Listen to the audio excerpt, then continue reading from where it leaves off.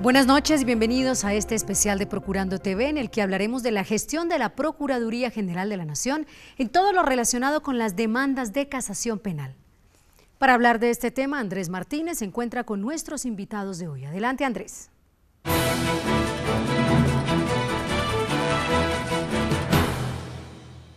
Así es, Mabel, y para desarrollar este especial de Procurando TV sobre la gestión de la Procuraduría General de la Nación con respecto a la casación penal, nos acompañan hoy la doctora Elda Patricia Correa Garcés y el doctor Jorge Emilio Caldas Vera. Ellos son procuradores delegados para casación penal. Bienvenidos a Procurando TV. Muchísimas gracias por la invitación. Gracias por la invitación.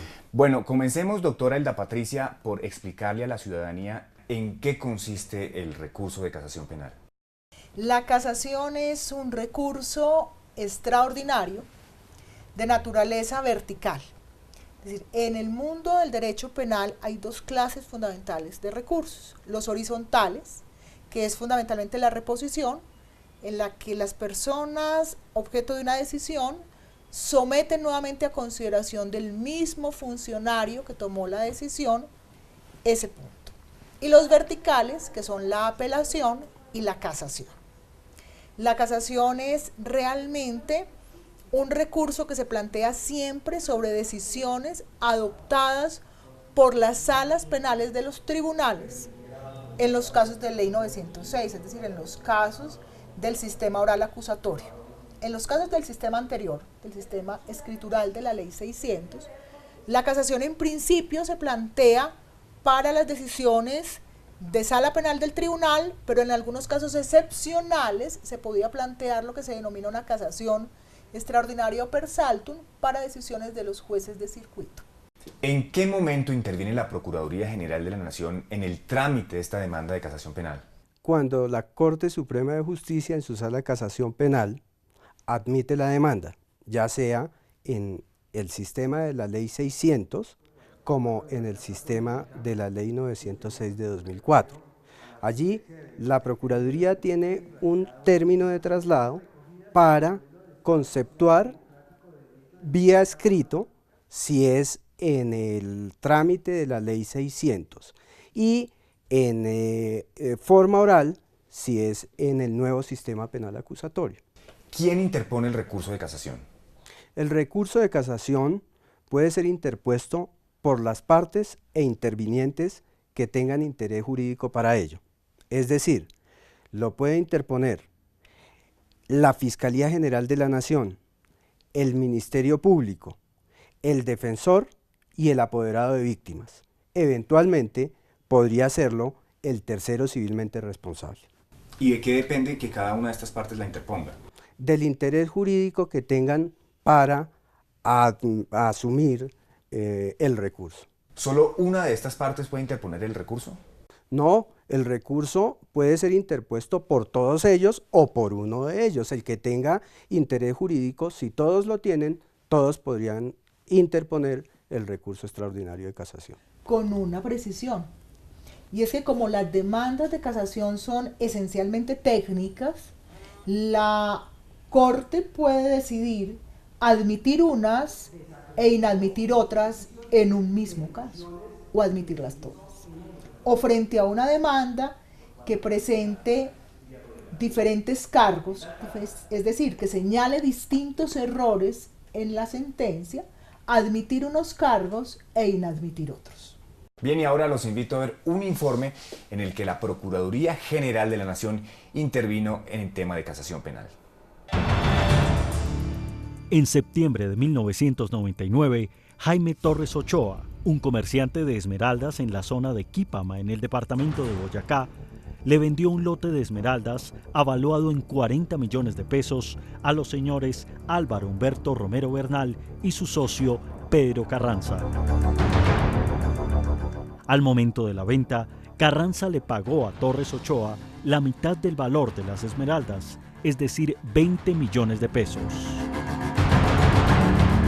El otro 50%, o sea, los otros 20 millones, se los queda garantizados mediante un vale, que es un nombre que así en la costumbre de la comercialización de esmeraldas lo denominan estas personas.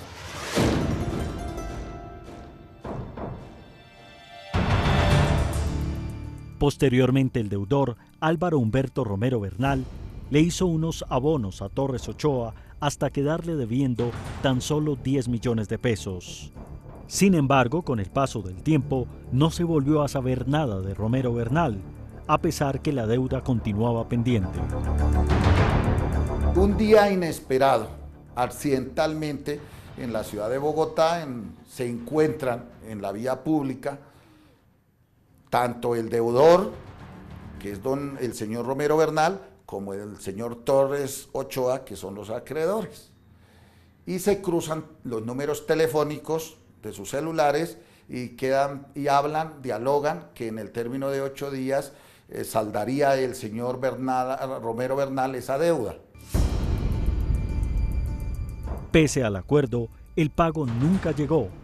A partir de ese momento, Torres Ochoa llamó en repetidas ocasiones al deudor exigiéndole los 10 millones de pesos faltantes. En medio de ese desarrollo de llamadas, las cuales pues no se pudieron establecer porque no hubo ninguna interceptación de autoridad competente o una grabación legal que se hubiese podido aportar posteriormente a la autoridad competente, pues no se sabe su contenido. Lo cierto es que opta el señor deudor, que es don Álvaro Humberto, por presentar un denuncio penal por el delito de extorsión en contra de mi representado, de mi cliente, el señor Jaime Enrique Torres Ochoa, ante la Fiscalía General de la Nación. Ya habían pasado 10 años desde que se hizo el negocio, pero la deuda no estaba saldada. Y en esos días que ocurre esto fue en el mes de marzo del año 2009, entonces hacen un operativo, el señor denunciante, que es el acreedor, repito, acude a comunicarse con el señor Torres Ochoa, que es el beneficiario de la deuda, y le pone una cita en inmediaciones de Unicentro, aquí en la ciudad de Bogotá. Y allí acude para recibir una parte de la deuda, un abono de ese saldo de los 10 millones que quedaba. Y es así como le entrega 2.800.000, llevaba ya elaborado un escrito para que le firmara el cliente, el señor Ochoa, el señor Torres Ochoa, del recibo de esa suma de dinero, y cuando esto sucede, en el acto hace aparición miembros del Gaula y le imparten captura bajo el supuesto delito de extorsión. Allí empezó la pesadilla para Jaime Torres Ochoa, quien solo estaba cobrando lo que le debían. El juez 32 penal con función de garantías le profirió medida de aseguramiento por el presunto delito de extorsión y lo envió a la cárcel Modelo de Bogotá. Su abogado Jorge Alirio Roa Romero recogió entonces material probatorio que permitiera demostrar la inocencia de su defendido. Demostraban que en ningún momento se estaba ante un delito de extorsión agravada. Y una vez obtuve esos elementos, acudí a solicitar una audiencia ante los juzgados ante un juez de control de garantías, y fue allí el juzgado, por reparto correspondió al juzgado 18 penal municipal con control de garantías de esta ciudad, y revocó la medida de aseguramiento, procediendo el día 14 de agosto de 2009 a dejarlo en libertad. Es decir, 4 meses después de haber ingresado a la prisión, acusado por el presunto delito de extorsión.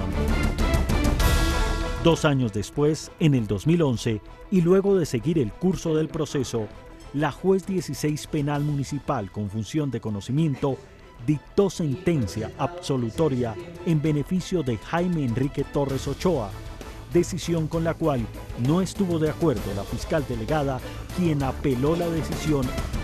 Por competencia corresponde al Honorable Tribunal de Bogotá, Sala Penal, y allí el tribunal, mediante sentencia y segunda instancia de fecha 13 de julio del mismo año, o sea, vale decir, del 2009, revoca esa sentencia absolutoria y le impone una condena por el delito de extorsión de 16 años de prisión y le dispone librar orden de captura. Ante esta decisión, el abogado de Jaime Enrique Torres presentó una demanda de casación con el propósito de evitar que se cometiera una injusticia con una persona que intentaba lograr que le pagaran el dinero de una deuda y hoy era acusada de extorsión. Sin embargo, el recurso no prosperó inicialmente. No corrí con suerte inicialmente y es así como mediante decisión del 27 de junio de 2012, la Honorable Corte decide inadmitir ese recurso. Con esta decisión, Jaime Enrique Torres Ochoa estaba a las puertas de la cárcel y de una condena de 16 años. Sin dudarlo, su abogado recurrió a la Procuraduría General de la Nación en busca de ayuda y de un último recurso legal que evitara una injusticia. Y fue así como ella acudió ante la Honorable Corte y formuló el recurso de insistencia, el cual afortunadamente fue plausible para la Corte y lo admitieron.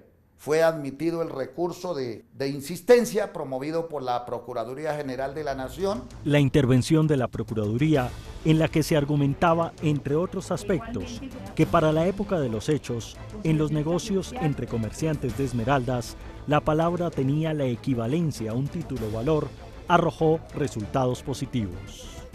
Y la decisión fue precisamente aceptar los argumentos de la Procuraduría y casaron parcialmente la sentencia. Para Jaime Enrique Torres y su abogado, el apoyo de la Procuraduría fue vital para que se hiciera justicia en este caso. Este hombre finalmente fue condenado a 16 meses de prisión excarcelables por el delito de constreñimiento. Hoy, luego de haber sido acusado de extorsión y de permanecer 4 meses recluido, aún no recibe el pago final de las esmeraldas que vendió hace 15 años, negocio que casi acaba con su vida.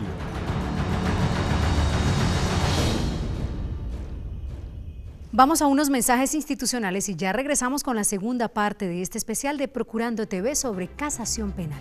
Ya volvemos.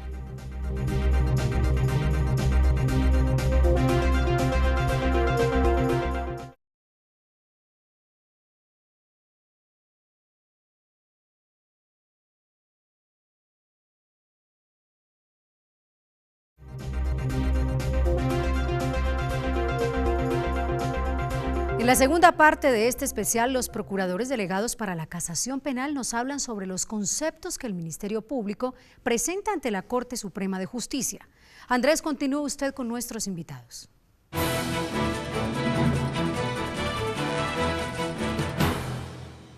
Bien, y continuamos con este especial de Procurando TV sobre casación penal. Doctora Elda Patricia, ¿sobre qué temas conceptúa la Procuraduría General de la Nación ante la Corte Suprema de Justicia? La Procuraduría conceptúa en las casaciones de Ley 600, en las casaciones de Ley 906 cuando han sido admitidas, en las demandas por acción de revisión y conceptúa también en los trámites que se hacen para que la Corte, Sala Penal, rinda los conceptos previos en las solicitudes de extradición, tanto de nacionales como de extranjeros.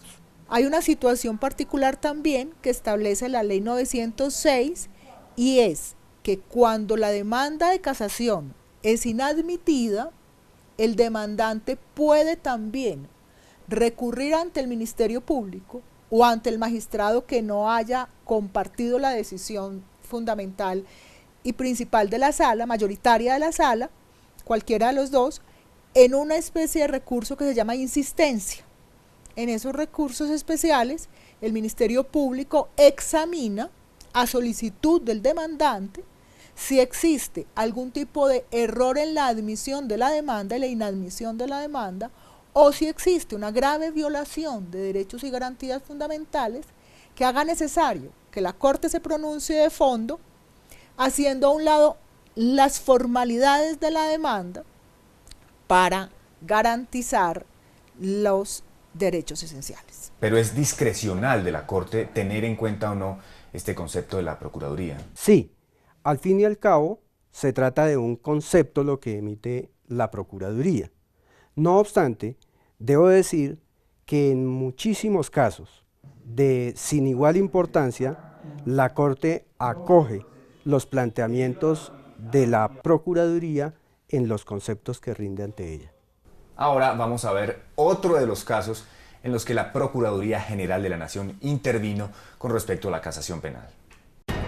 En materia de casación penal y extradiciones, la Procuraduría General de la Nación, a través de las delegadas segunda y tercera para la casación, durante el año 2013 intervino en diferentes casos en los que era necesaria la defensa del ordenamiento jurídico. Vale la pena destacar que uno de los procesos de trascendencia nacional es el caso Pose Vallejo. Frente a los delitos de falsedad en documento, fraude procesal y estafa por los que se habría condenado a la señora Paola Pose Vallejo, la defensa solicitó a la Honorable Corte Suprema de Justicia que anulara lo ya actuado por el Tribunal Superior de Cali, argumentando que ese despacho habría supuesto la existencia de pruebas y que se había violado el debido proceso. El Ministerio Público, actuando en defensa del orden jurídico y luego de revisar detalladamente las pruebas, consideró que el Tribunal Superior de Cali había actuado en derecho, por lo que solicitó no casar la sentencia. Hacemos una breve pausa y ya regresamos con más información en este especial sobre casación penal. Ya volvemos.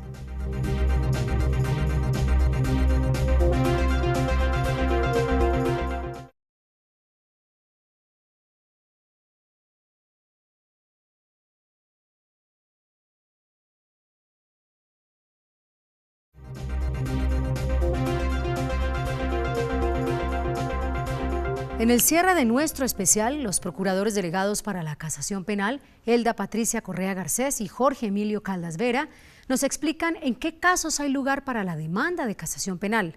Andrés, adelante con nuestros invitados.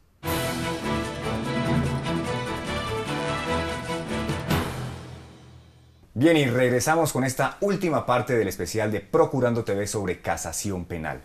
Doctor Caldas, ¿en todos los casos aplica el recurso de casación penal? Efectivamente, con el advenimiento de la Ley 906 de 2004, la casación sufre una apertura y eso implica que todas las sentencias que son proferidas por los tribunales superiores de distrito judicial admiten el recurso extraordinario de casación.